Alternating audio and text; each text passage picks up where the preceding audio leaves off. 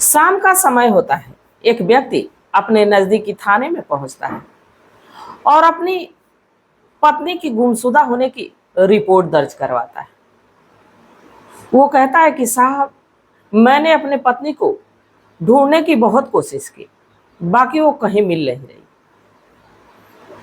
वो रिपोर्ट लिखा के जैसे ही थाने से बाहर निकलता है, कुछ ही देर के बाद उसकी लड़की पहुंचती और पुलिस वालों से कहती है कि दरअसल जो मेरे पापा ने रिपोर्ट दर्ज करवाई वो गलत है। दरअसल हमारी मम्मी को हमारे पापा ने ही गायब कर दिया है।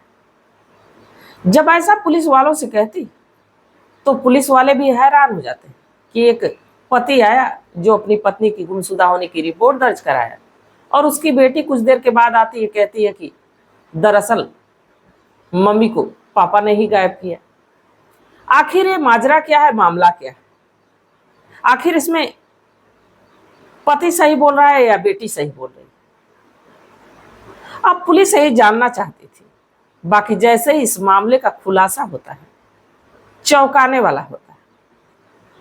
तो आखिर ये क्या मामला था, तो इसको जानने की कोशिश करते हैं, समझने की कोशिश करते हैं। इसके लिए वीडियो में हमारे साथ अंत तक बने रहिएगा। नमस्कार, मैं सावित्री यादव यस के वारदात में आप सभी का स्वागत करती हूँ। उम्मीद है यस के वारदात तक की सारी फैमिली अच्छी होगी, अपना ख्याल रख रही होगी। आज मैं जिस घटना का जिक्र आप लोगों के बीच करने जा रहे हैं, जिस कहानी को सुनाने जा रहे हैं, बेहद रोंगटे खड़ी कर देने वाली।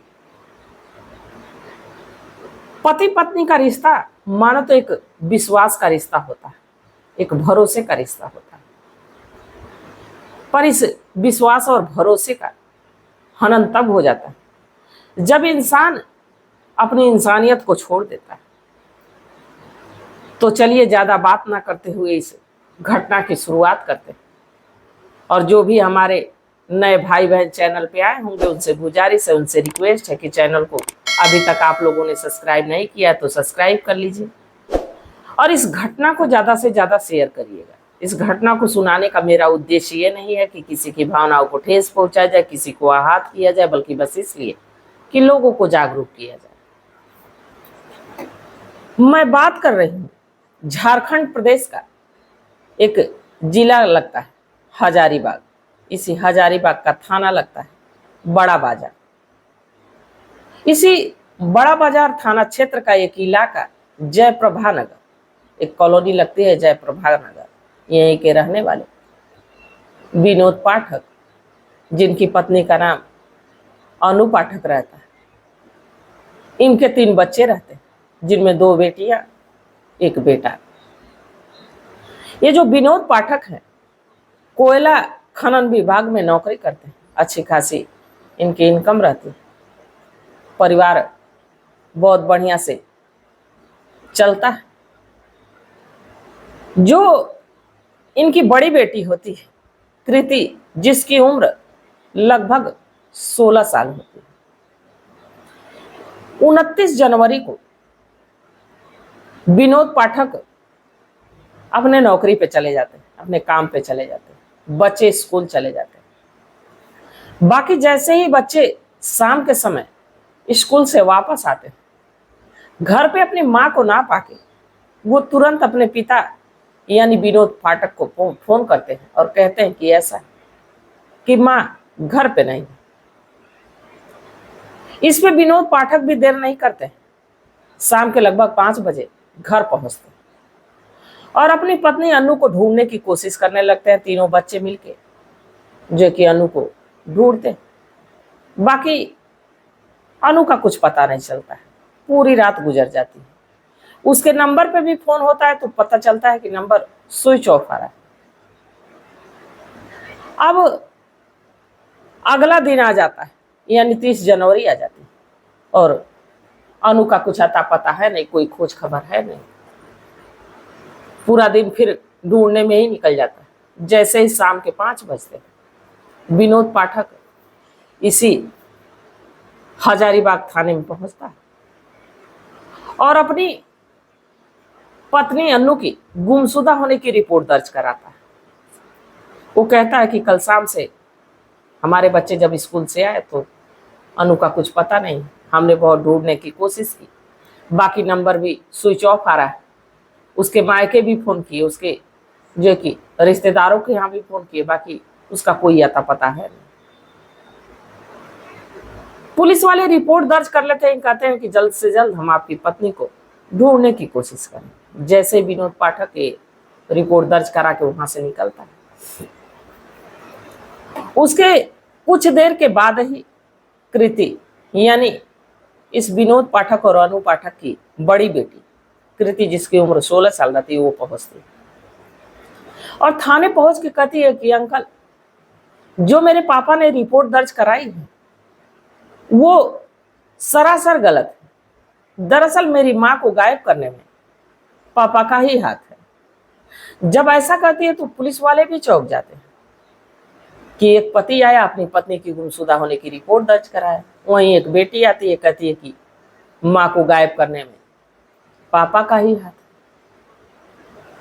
अब पुलिस भी हैरान है कि आखिर इसमें सच कौन बोल रहा है।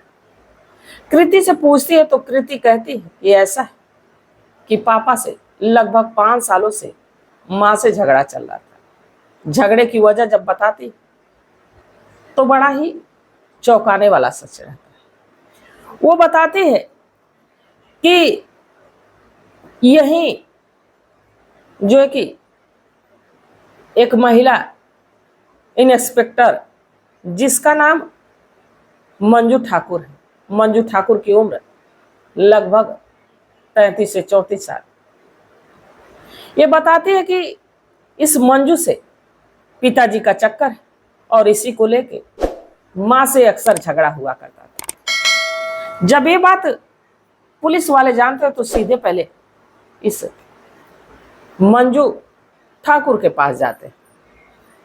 अब मंजू ठाकुर के पास जाते हैं तो मंजू ठाकुर से जब बातचीत करते हैं तो मंजू ठाकुर भी इंस्पेक्टर के पद पे तैनात और ऊपर से वर्दी का रौब। पुलिस वाले जितने भी सवाल करते हैं ये तेज तर्राक चालाक औरत बड़ी सफाई से जवाब देती है और कहती है कि ऐसा कि विनोद से मेरी ऐसी कोई बात नहीं होती है, हम और विनोद सिर्फ दोस्त हैं। जब पुलिस वालों से कहती है तो पुलिस वाले वहां से चले आते। अब इस जो कि अनु को ढूंढने की कोशिश करते रहते हैं, धीरे धीरे समय बीतता रहता है। बाकी कुछ पता नहीं चलता है। तभी जो ये लड़की कृति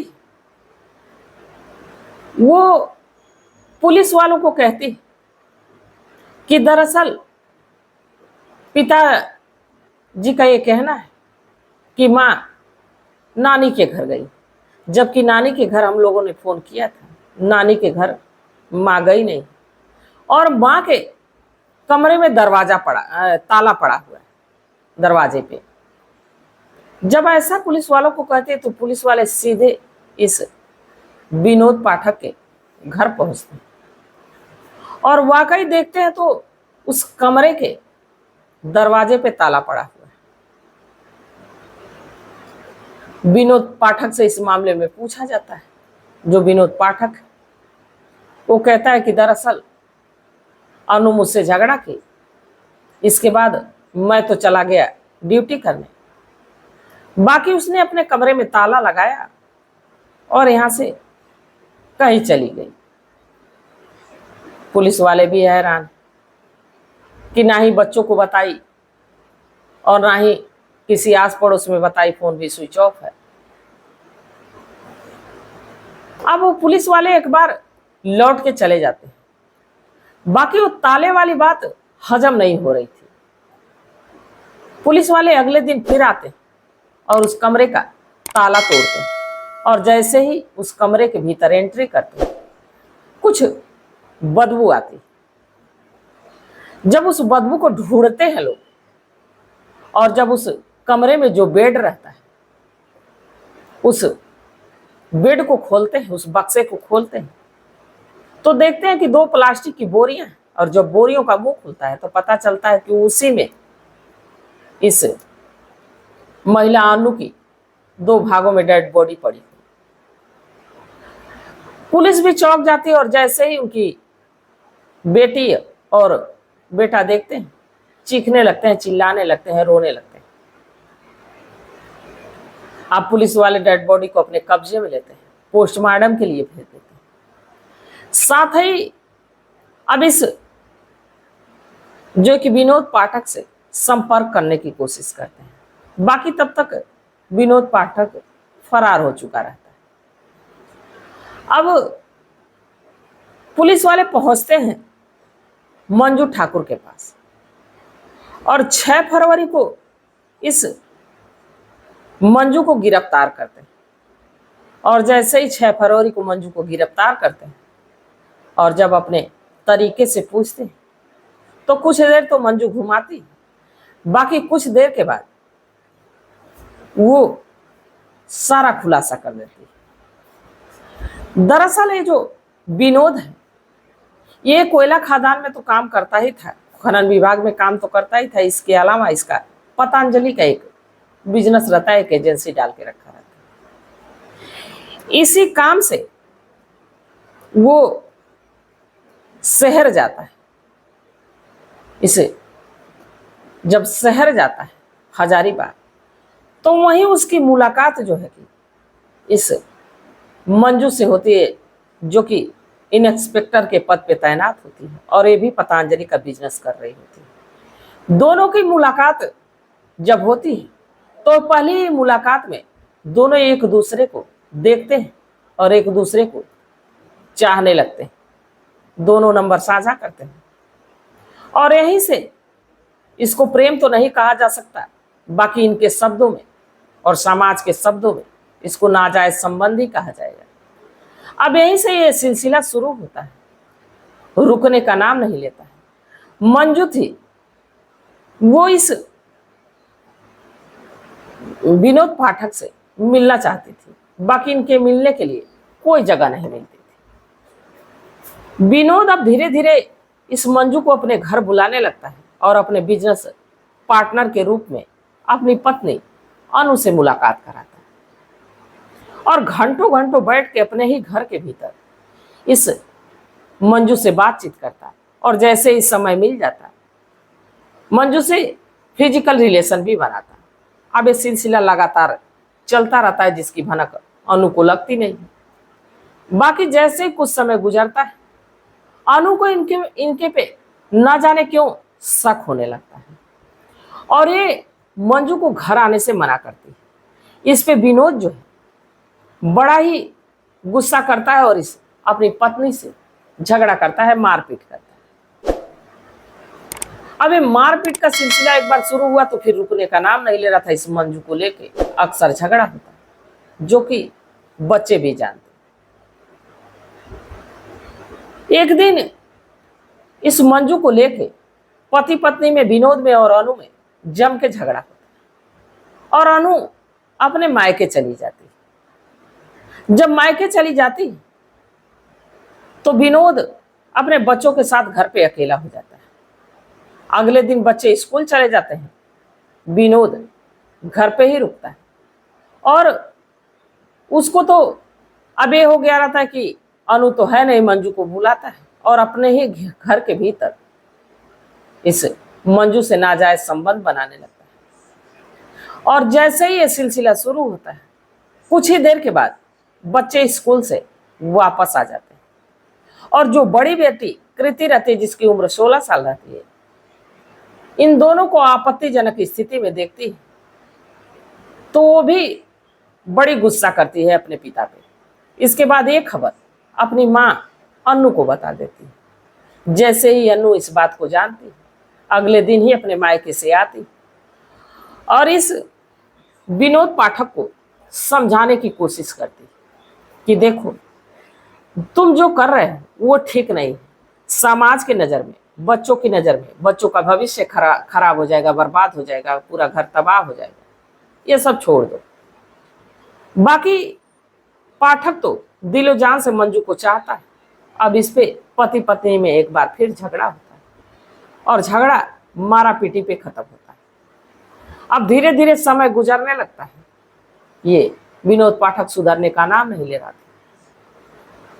अब एक दिन इसी 29 जनवरी के दिन जैसे बच्चे स्कूल जाते हैं, विनोद भी अपने जो कि ऑफिस चला जाता है और दिन के 11 बजे वो ऑफिस से घर आ जाता है। और जब घर आता है तो बिना बात के अपनी पत्नी अनु से मारपीट करने लगता है। बाकी अनु इस पे कुछ बोलती नहीं, इस चीज का विरोध नहीं करती। जैसे ही विनोद मारपीट कर लेता है घर से बाहर जाता है।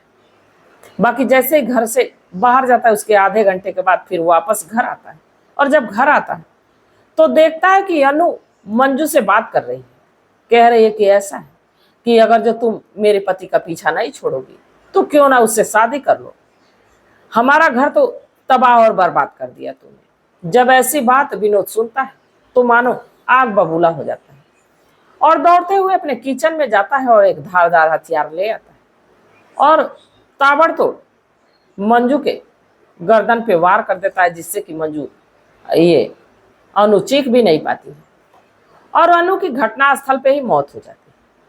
अब वो तुरंत इंस्पेक्टर मंजू को फोन करता है और बताता है कि ऐसी ऐसी बात हो गई। मंजू इस बात को सुन के तो चौंकती है कि अनु का कत्ल हो गया। बाकी अंदर ही अंदर खुश भी होती है कि चलो रास्ते का रोड़ा हट गया। इसके बाद वही बताती है कि ऐसा कि अपनी पत्नी को 2 हिस्सों में करो और बोरियों में करके किसी ऐसे जगह पे छिपा दो, मौका पाते ही डेड बॉडी को ठिकाने लगा दिया जाएगा। और ये विनोद पाठक ऐसा करता है, वो उस डेड बॉडी के 2 हिस्से करता है अनु के और 2 बोरियों में करके बेड के अंदर छिपा देता है और बाजार जाता है। बाजार से एक ताला खरीद के ले आता है, उस दरवाजे पे लगा देता है, घर की साफ सफाई करता है और बच्चों के आने से पहले वो फिर दोबारा से ऑफिस चला जाता है। इसके बाद जब बच्चे आते हैं, ढूंढने लगते हैं अपनी माँ को, तो सीधे विनोद को फोन करते हैं। शाम के 5 बजे विनोद भी आता है, बच्चों के साथ अपनी पत्नी को ढूंढने का नाटक करता है और जब नहीं मिलती है तो धीरे धीरे पूरा रात गुजर जाता है, अगले दिन का पूरा दिन गुजर जाता है और फिर 30 जनवरी को शाम 5 बजे वो थाने पहुंचता है अपनी पत्नी की गुमशुदा होने की रिपोर्ट दर्ज कराने। बाकी जैसे ही ये बात इस विनोद पाठक की बड़ी बेटी को पता चलता है कि पिताजी गए हैं रिपोर्ट दर्ज करवाने, कुछ देर के बाद वो भी थाने पहुंचती है और कहती है कि जो पापा ने बताया वो सब गलत है। दरअसल पापा को गायब करने में पिताजी का ही हाथ है। जब मंजू सारी बातों का खुलासा करती है तो पुलिस वाले भी चौंक जाते हैं कि एक कानून की इतनी बड़ी जानकार जो कि एक क्राइम को छिपाने की कोशिश कर रही थी, एक क्रिमिनल को बचाने की कोशिश कर रही थी और इस विनोद को भी ढूंढने की कोशिश कामयाब होती है। विनोद भी पकड़ा जाता है। मंजू को और विनोद को पहले तो इस मंजू को नौकरी से बर्खास्त किया जाता है और दूसरा इसको जेल के सलाखों के पीछे डाल दिया जाता है दोनों को। अब कानून तय करेगा कि इनको कौन सी सजा मिले, पर एक बसे बसाए परिवार को, एक जो कि बसे बसाए घर को हवस की आग ने, नाजायज संबंध ने पूरी तरह से उजाड़ दिया, बर्बाद कर दिया और इसमें कत्ल भी हो गया। तो इस घटना को सुनाने का मेरा उद्देश्य ये नहीं था कि किसी की भावनाओं को ठेस पहुंचाया जाए, किसी को आहत किया जाए, बल्कि बस इसलिए कि लोगों को जागरूक किया जाए, लोगों को सचेत किया जाए। तो इस घटनाक्रम पे आप लोग क्या सोचते हैं, आप लोगों की क्या राय? तो अपनी सलाह कमेंट सेक्शन में जरूर बताइएगा। और कुछ हमारे भाई बहन जो कि अपनी राय दी, अपनी सलाह दी, जिसमें कि शंभू सिंह जी, राज मिश्रा जी, सुरेंद्र जी, मनोज पांडे जी, रविकांत शर्मा जी, महेंद्र सोनी जी, और एक हमारे सब्सक्राइबर महेश यादव मैनपुरी से। ये लगभग हमारी सारी वीडियो देखते हैं और अक्सर अपनी राय, अपनी सलाह भी देते हैं। तो इसके लिए तहे दिल से आप लोगों का शुक्रिया कि आप लोगों ने ना सिर्फ वीडियो देखा बल्कि अपनी सलाह भी दी, अपनी राय भी दी, अपना मशवरा भी दिया। तो तब तक आप लोग अपना ख्याल रखिए, अपने परिवार का ख्याल रखिए, बाल बच्चों का ख्याल रखिए। मिलते हैं कल एक नई वीडियो के साथ। तब तक के लिए जय हिंद, जय भारत।